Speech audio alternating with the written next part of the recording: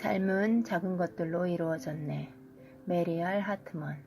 삶은 작은 것들로 이루어졌네. 위대한 희생이나 의무가 아니라 미소와 위로의 말 한마디가 우리 삶을 아름다움으로 채우네. 간혹 가슴앓이가 오고 가지만 다른 얼굴을 한 축복일 뿐. 시간이 책장을 넘기면 위대한 놀라움을 보여주리. 안녕하세요. 수풀의 이야기 산책입니다. 갑자기 날씨가 여름에서 겨울로 점프했어요. 지난주에도 반팔에 반바지를 입고 등교한 아이가 오늘은 패딩을 입고 나가야 할까 고민을 했습니다. 차마 패딩을 입지는 않고 나갔지만 날씨가 춥긴 춥네요. 성큼 겨울의 문턱에 다다르니 올해도 다 지나가나 싶어 벌써 아쉬운 마음이 듭니다. 여러분은 다들 어떻게 지내고 계신가요? 이렇게 날씨가 쌀쌀해지면 따스한 것이 그리워지죠. 여러분에게 따스함 하면 떠오르는 단어는 무엇인가요? 따뜻한 아랫목, 호빵, 주머니 난로, 뜨거운 차 한 잔, 엄마 품속. 날씨도 추운데 인간으로서 누려야 할 권리를 침해당하고 있다면 더 힘겹고 춥게 느껴지겠죠. 이럴 때는 누군가가 손잡아주고 미소와 위로의 한마디를 건네주면 그 마음에 온기가 전해질 것입니다.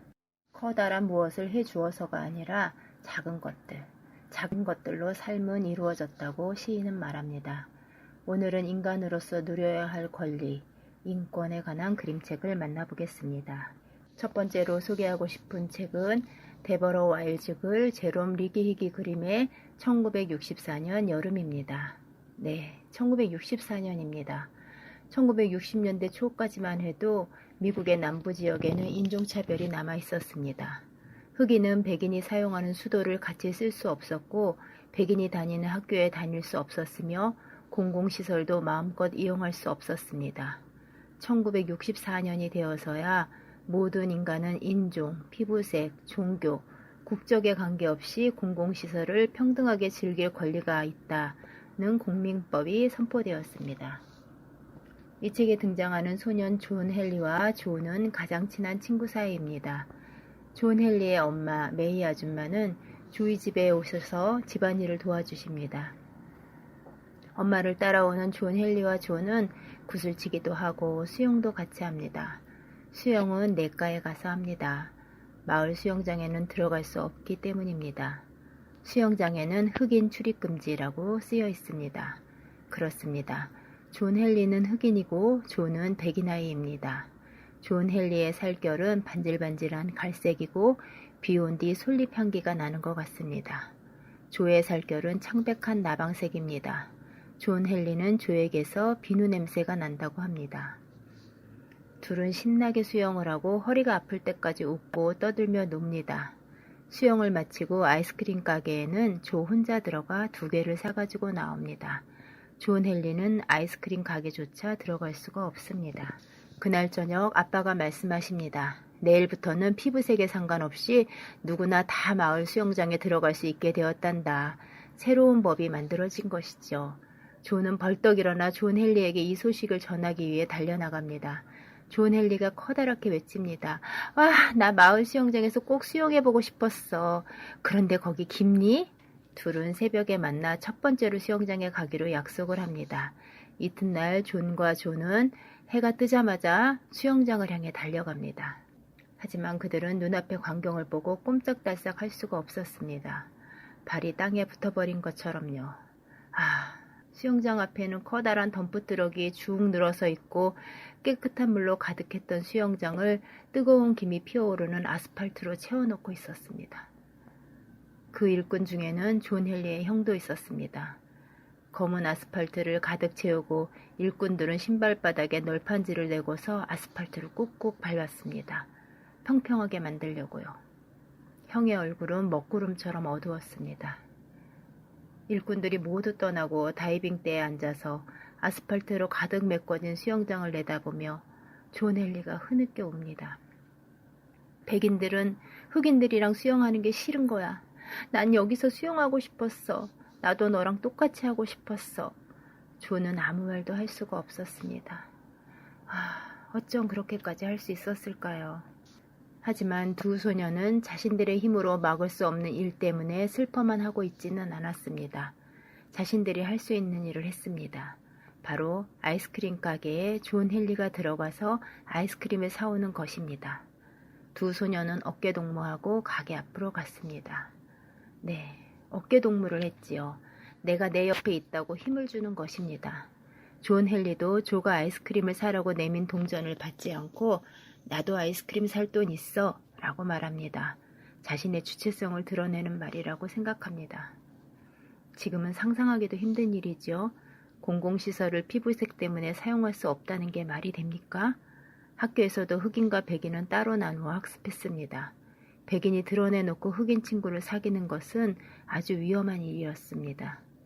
피부색으로 차별을 두어 그 구성원을 받아들일 수 없다고 하는 것은 모멸감과 좌절감, 수치심을 주는 것입니다. 그것은 개인의 존엄성을 훼손하는 일입니다. 하지만 그런 일들이 예전에 다른 나라에서만 있었던 것일까요? 2011년 우리나라에서도 있었습니다.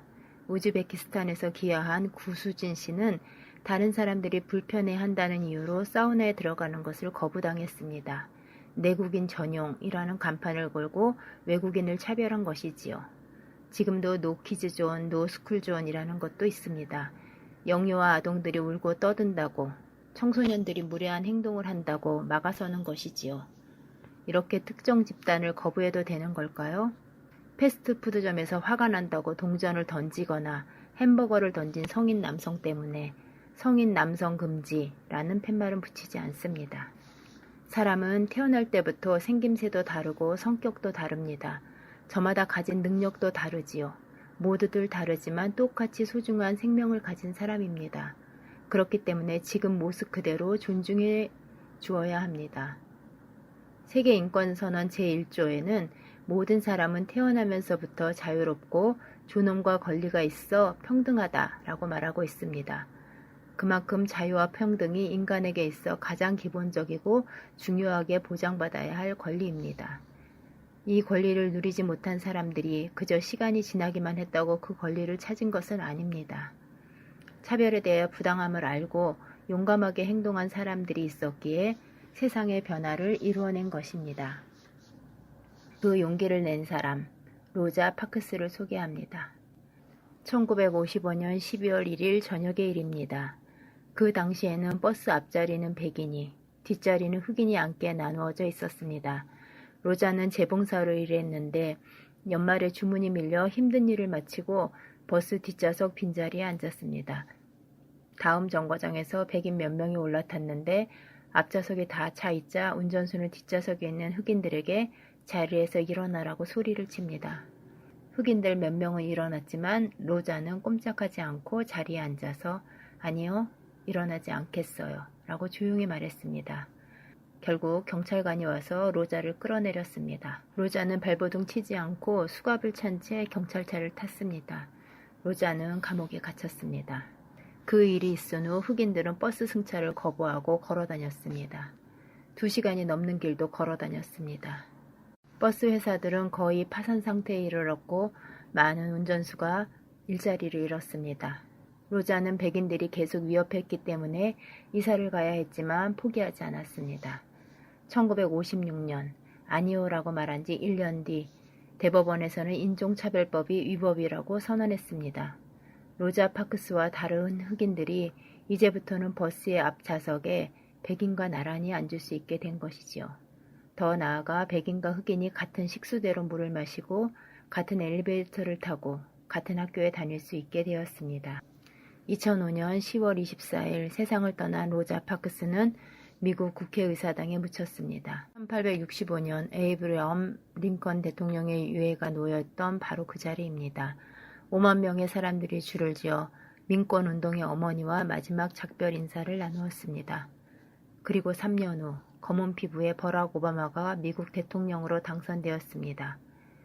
불의를 당하면서도 당연시 여겼던 많은 사람들과 달리 조용히 자신의 권리를 지키기 위해 용기를 낸 사람 때문에, 그리고 그 사람을 위해 함께 연대해준 사람들이 있었기 때문에 세상은 조금씩 앞으로 나아가게 된 것입니다. 노래 한 곡 듣고 오겠습니다.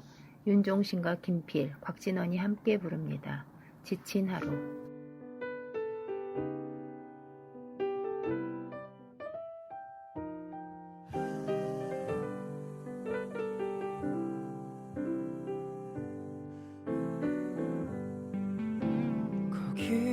거기까지라고 누군가 툭 한마디 던지면 그렇지 하고 포기할 것 같아.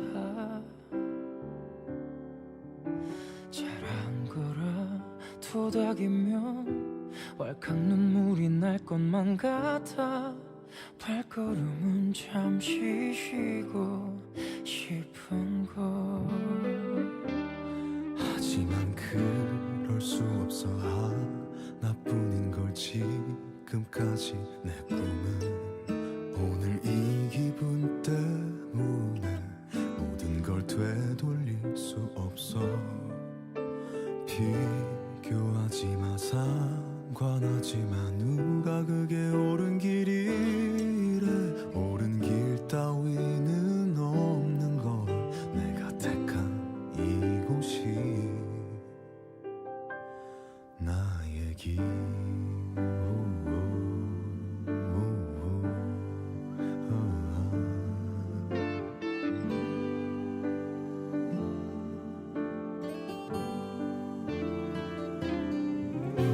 미안해 내 사랑, 너의 자랑이 되고 싶은데 지친 내 하루 위로만 바래. 날 믿는다 토닥이면 왈칵 눈물이 날 것만 같아. 취한 한숨에 걸터 앉은 이 밤. 해낼게 믿어준 대로 하나뿐인 걸 지금까지. 내 꿈은 오늘 이 기분 때문에 모든 걸 되돌릴 수 없어. 비교하지 마, 상관하지 마. 누가 그게 옳은 길이래. 옳은 길 따위는 없는 걸. 내가 좋은 그곳이 나의 길. 부러운 친구의 여유에 질투하지는 마. 순서가 조금 다른 것뿐. 딱 한 잔만큼의 눈물만 뒤끝 없는 푸념들로 버텨줄래. 그날이 올 때까지. 믿어준 대로 해왔던 대로 처음 꿈꿨던 대로.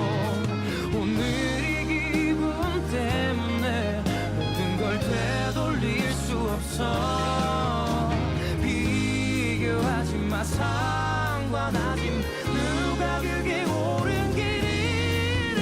옳은 길 따위는 없는 것. 내가 걷는 이곳이 나의 길. 옳은 길 따위는 없는 것.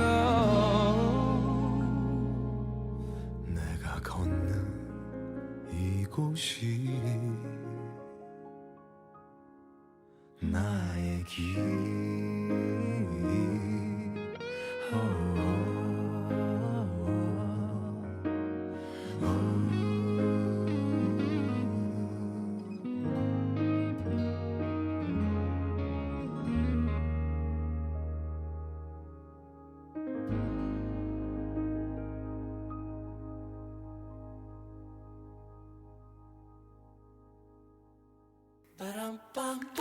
막막하네. 어디서부터 시작해야 할지 감도 안 잡혀. 무슨 일인데 그렇게 한숨을 쉬고 있어? 새로운 교육 프로그램을 짜야 하는데 시작도 못하고 있어요. 어떻게 기획을 해야 할지, 효과적인 홍보 방법은 뭔지 정말 누가 가르쳐줬으면 좋겠어요. 선배가 좀 가르쳐주면 안 돼요? 아, 그건 나보다 아주 체계적으로 도움을 줄 수 있는 곳이 있지. 기획부터 홍보, 운영, 아카이브, 회계 처리까지 우리 시민활동가들이 힘들어하는 부분들을 도와주는 곳이 있어. 바로 서울시 동부권 NPO 지원센터야. 문의해봐. 정말요? 서울시 동부권 NPO 지원센터? 응. 나도 서울시 동부권 NPO 지원센터에서 진행하는 여러 가지 교육 프로그램들로 도움을 많이 받았거든. 시민교육, 아카이브, 글쓰기, 홍보부터 내가 관심 있는 분야가 있으면 언제든 도전할 수 있는 기회를 마련해줘. 서울시 동부권 NPO 지원센터에는 장소 대관도 가능할까요?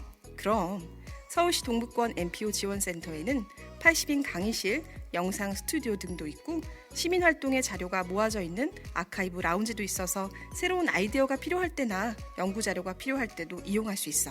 우와, 대박! 선배, 혹시 서울시 동부권 NPO 지원센터에 아는 분 좀 소개해 주시면 안 돼요? 걱정 마.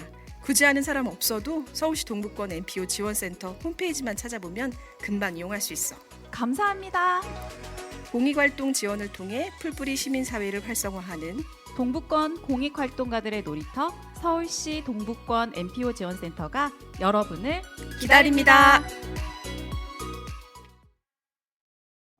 이번에 소개하고 싶은 책은 프랑크 파블로프 글, 레오니트 시멜코프 그림의 갈색 아침입니다. 이 책에도 단짝 친구가 나오네요. 나와 샤를리입니다. 샤를리는 얼마 전 키우던 개를 안락사시켰다고 합니다. 갈색이 아닌 개는 모두 없애라는 법이 생겨서 어쩔 수 없었다고 합니다. 샤를리에게는 검은색이었으니까요.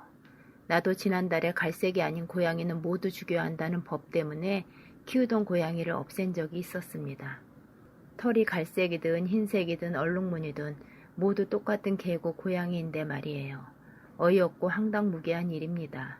그 뒤로는 거리일보가 폐간되었다는 소리가 들립니다. 거리일보를 보던 사람들이 정부를 의심하기 시작하고 비판하기까지 했다더군요. 이제 도시에는 정부를 지지하는 갈색 신문만 남아 있습니다. 사람들은 아무렇지도 않아 보이는데 나만 불안한 느낌이 드는 걸까요? 나만 걱정이 지나친 걸까요?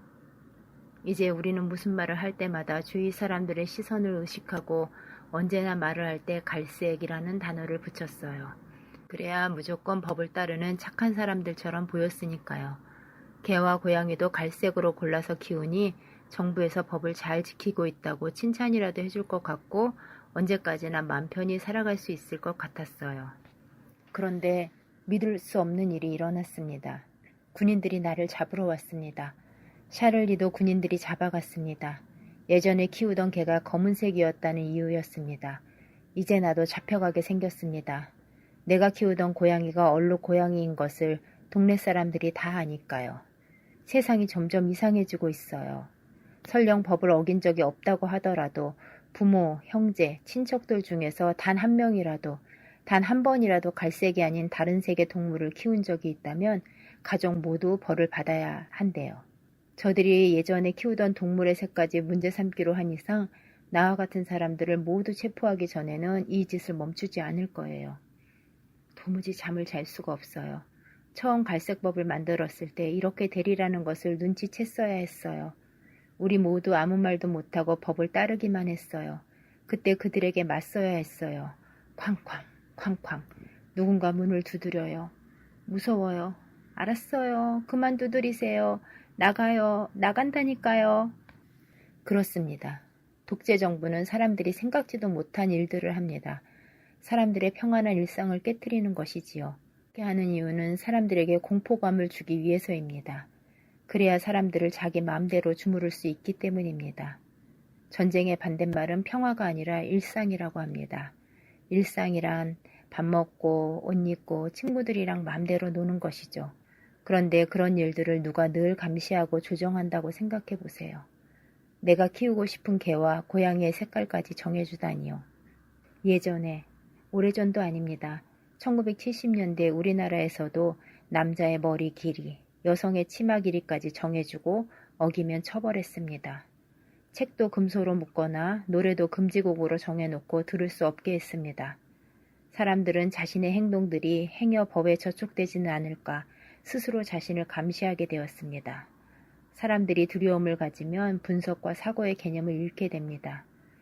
두려움은 우리를 마비시킵니다. 독재체제에서 두려움은 언제나 억압의 원동력이 됩니다. 무감각하고 무분별한 수능적인 태도는 위험합니다. 그것을 악의 평범성이라고 합니다. 한나 아렌트는 예루살렘의 아이히만이란 책에서 나치의 앞잡이였던 아이히만에 대해 이렇게 말했습니다. 그는 매우 근면한 사람이다. 그리고 그런 근면성 자체는 결코 범죄가 아니다. 그러나 그가 유죄인 명백한 이유는 아무 생각이 없었기 때문이다.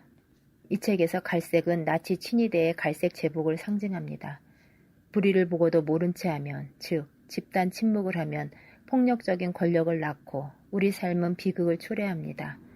일상이 깨지는 것은 평화가 깨지는 것이고 전쟁뿐 아니라 독재 정부도 평화를 깨뜨립니다. 그 상태에서 인권은 생각할 수도 없습니다. 돌아가신 김대중 대통령이 행동하지 않는 양심은 악의 편입니다. 라고 하셨는데 그 말을 듣고 가슴이 철렁했던 생각이 납니다. 저도 사실 행동하는 양심이라고 말하기는 어려웠으니까요. 잘못된 일이 벌어지면 하다못해 담벼락에 대고 욕이라도 하라고 합니다. 그냥 귀찮다, 무섭다, 내 일이 아니다 라고 행동하지 않으면 틀림없이 우리는 지고 만답니다. 우리가 누려야 할 권리가 남의 손에 맡겨지고 우리는 그들에게 휘둘려지고 맙니다.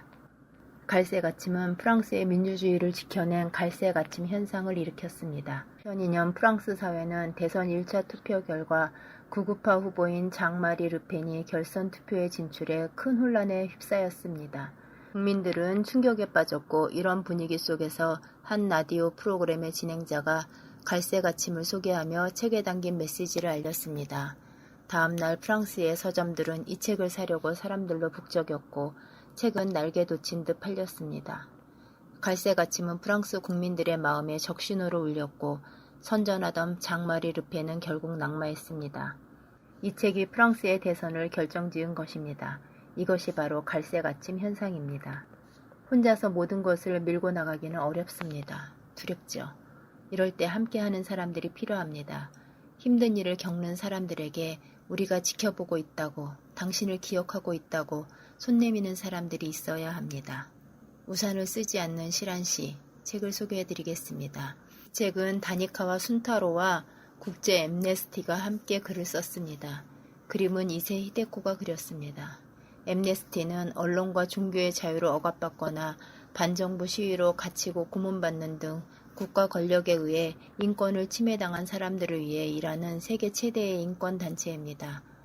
언젠가 어느 나라에 시란이라는 젊은이가 있었습니다. 월급도 제법 많이 받는 회사에 다니고 꽤 멋있는 남자였습니다. 아직 결혼 안 했고요. 시란 씨는 일도 잘하고 동료가 아파서 쉬기라도 하면 대신 밤늦게까지 회사에 남아 일을 했습니다.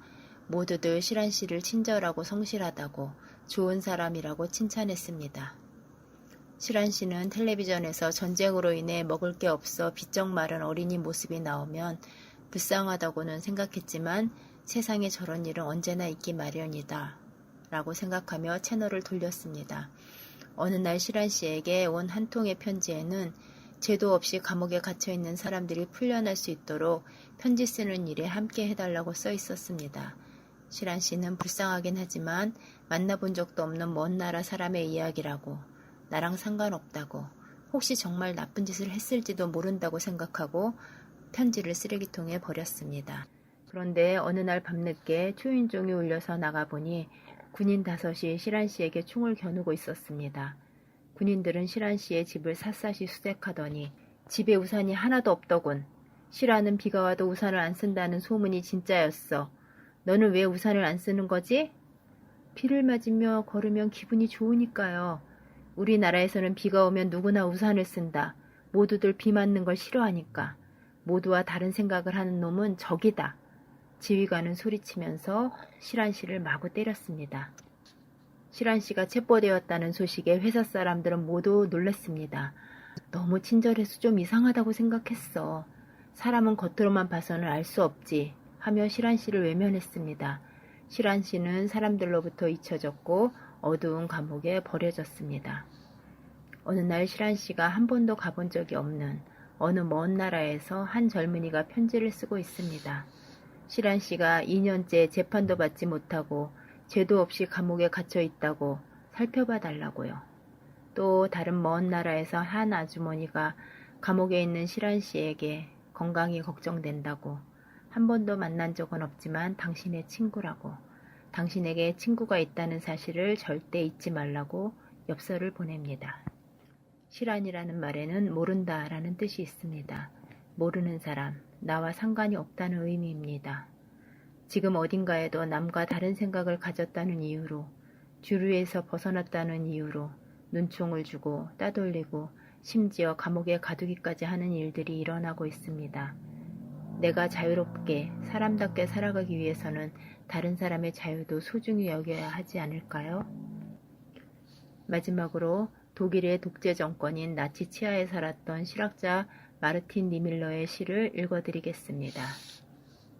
나치가 유대인을 잡아갈 때 나는 유대인이 아니어서 모른 채 했고, 나치가 카톨릭을 박해할 때 나는 카톨릭 신자가 아니어서 모른 채 했고, 나치가 공산주의자를 가둘 때 나는 당원이 아니어서 모른 채 했고, 나치가 노동조합원을 잡아갈 때 나는 조합원이 아니어서 모른 채 했지.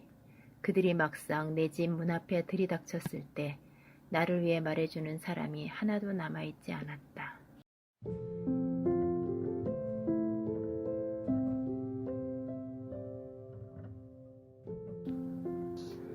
지난번 방송 댓글에 박인철 님이 좀 더 신나게 해주세요 라고 댓글을 달아주셨습니다. 유머를 보여달라고 했는데 오늘 실패했네요. 다음에 다시 도전해 볼게요. 댓글은 감사드립니다. 오늘은 인권에 관한 그림책들을 이야기해 보았는데요. 어떠셨나요? 어쩌면 조금 무거울 수도 어렵게 느껴질 수도 있었을 것입니다. 부모님들이 먼저 책을 읽어보시고 아이들과 이야기도 나누어 보시면 좋겠습니다. 인권은 누구에게나 꼭 지켜줘야 하는 소중한 권리이니까요. 나의 인권이 중요하다면 다른 사람의 인권도 생각해보는 시간이 되었으면 좋겠습니다. 이것으로 수풀의 이야기 산책 4번째 시간을 마칩니다. 지금까지 작가와 진행의 나수키, 연출 김미연, 녹음 편집 은유, 제작에는 은행나루 마을방송국이었습니다.